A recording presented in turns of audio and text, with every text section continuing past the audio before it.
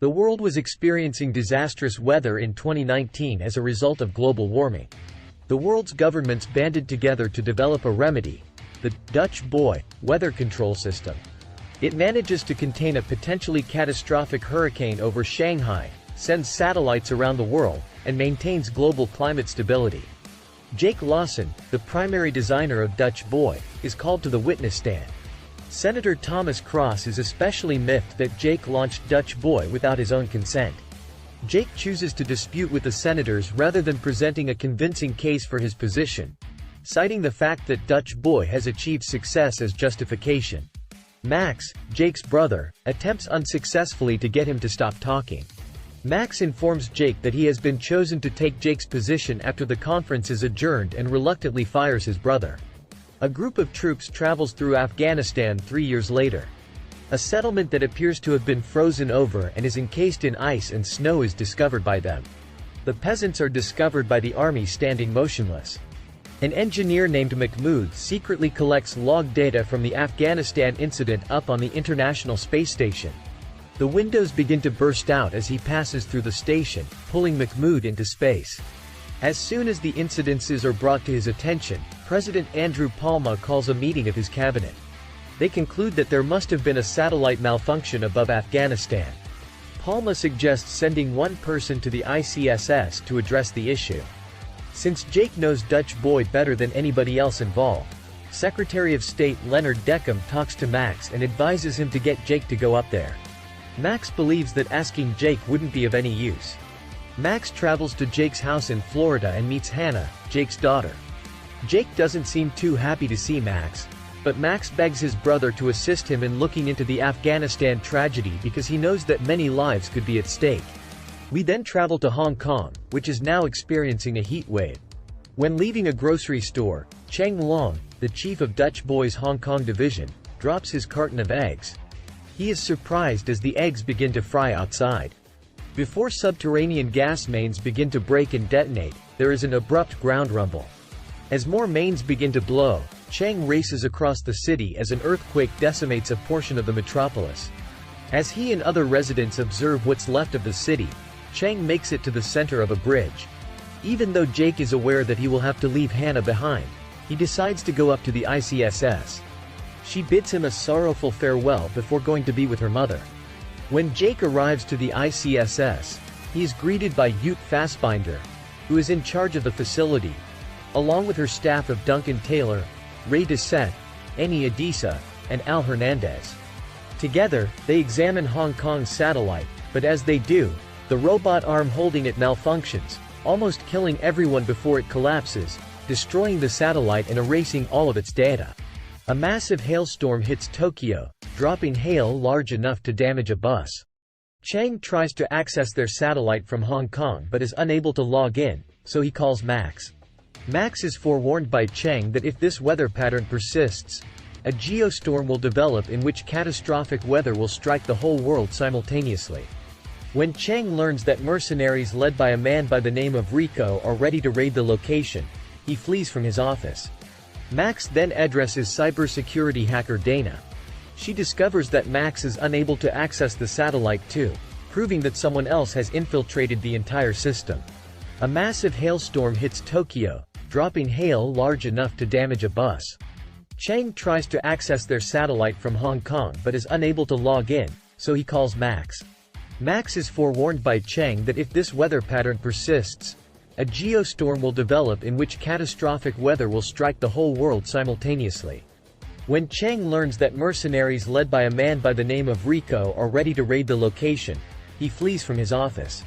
Max then addresses cybersecurity hacker Dana. She discovers that Max is unable to access the satellite too, proving that someone else has infiltrated the entire system.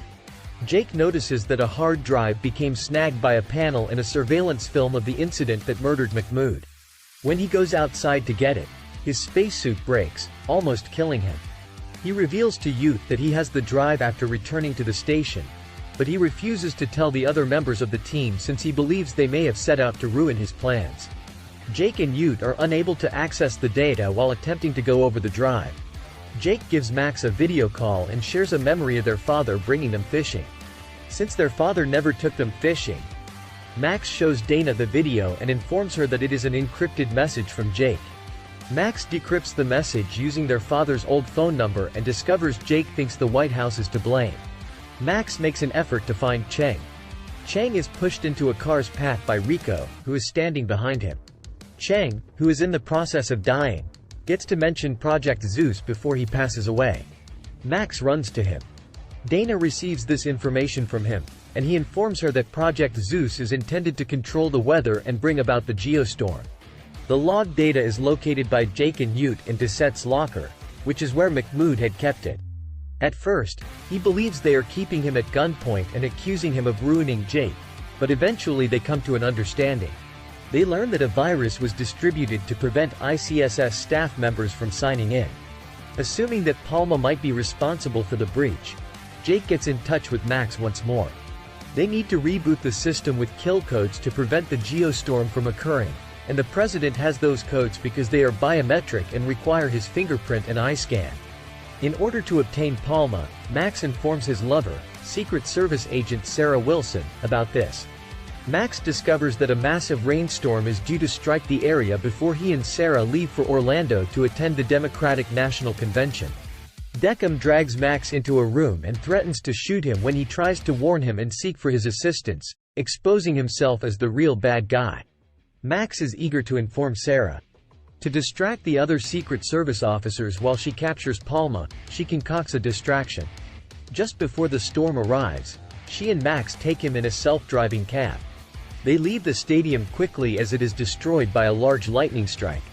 Sarah navigates the streets while avoiding Rico and his thugs.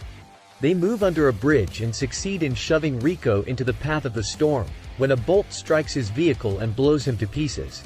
Max, Sarah, and Palma are being attempted to be killed by an RPG by one of Deckham's thugs who is in front of them on the road. They are not in the automobile when it explodes. Deckham is kept in custody by Max and Sarah while the police arrive to take Deckham into custody. Deckham claims, just before being hauled away, that his strategy was to eliminate America's adversaries and then put the US in charge of the entire world, with him as president. The station's self-destruct sequence activates as the virus begins to entirely take over. The satellites then lose control, resulting in severe weather across the globe, including tornadoes in Mumbai, a heat wave in Moscow, and a tsunami in Dubai. People are swept up, roasted alive, or frozen in their tracks. Then, less than 90 minutes remain in the Geostorm. Jake quickly discovers that Duncan is to blame for the virus's propagation. When Jake goes to beat him senseless, he finds out that he did it because he was offered more money than what he was being paid there. Prior to Jake exiting, Duncan unintentionally fires at the windows, which explode out and drag Duncan into space. Palma sends the murder codes with the help of Max and Sarah.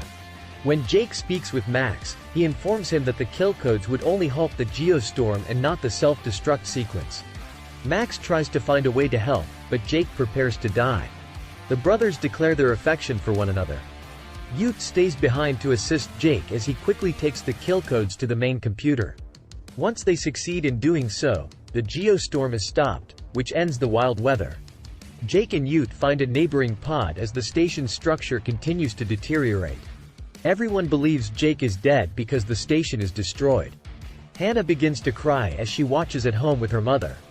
Max is soon made aware of the POD's distress call via video from a neighboring shuttle. Jake and Ute are saved when Hernandez, the shuttle's pilot, pauses to grab the pod. When they are returned to Earth, Max and Hannah are both relieved.